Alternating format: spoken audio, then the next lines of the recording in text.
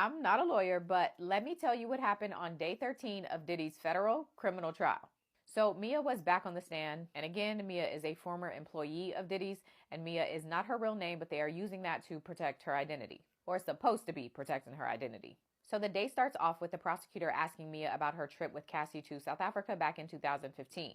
If you recall, this trip has already been testified about by a number of people, and it's when Cassie went to South Africa to shoot a movie, and while she was there, she saw a video of Diddy and Gina, and that's how she learned that Diddy was cheating on her. So on the stand, Mia testifies that she also went out there, and she paid her own way, and it's because Diddy told her to go. She also says that while out there, when Cassie found out about the cheating, she was heartbroken. At first, Cassie was taking Diddy's calls, but eventually she decided to stop answering, and Mia says that that led to her waking up to 48 missed calls and messages from Diddy the next morning. Mia says when she finally did speak to Diddy, he was threatening her job, threatening to kill her, as well as threatening to go to HR. She says he ordered her to come back to the U.S. immediately, and he threatened to tell Cassie about the encounters that he and Mia had, which according to Mia, those encounters were unwanted and were actually assault, but she says Diddy was planning to tell Cassie that they were consensual. Mia reads one of the messages from Diddy that said, quote, "If you don't call me now, F it all, and I'ma tell everything, and don't ever speak to me again. You have 2 minutes. F her.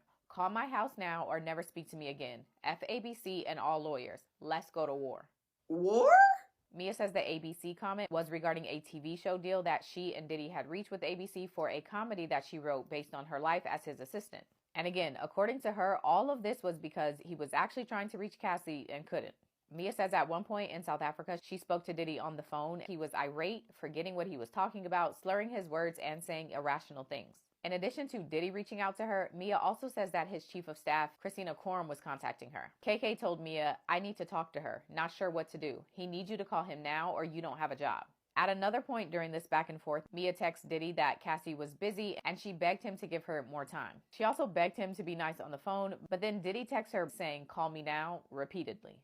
On the stand, Mia testified that since she paid for her own flight out to South Africa and changing the flight was going to be expensive, and because Diddy was telling her to leave South Africa or else she wouldn't have a job, she decided to email him and KK saying, "I'm really sorry, Puff. You know I love you, smiley face. I paid for my own flight. It will cost to change it. I'm sorry to ask for the money. I'm sorry. I want to make sure you are good. At the end of the day, regardless, I love you." While on the stand, Mia testified that she did want to stay with Cassie, who she called Cece, but she also didn't want to make Diddy mad.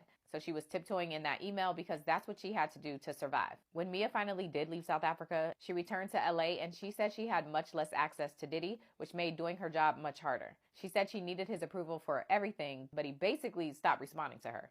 From there, prosecutors pivot to asking Mia about the multiple times she was suspended from her job, starting with an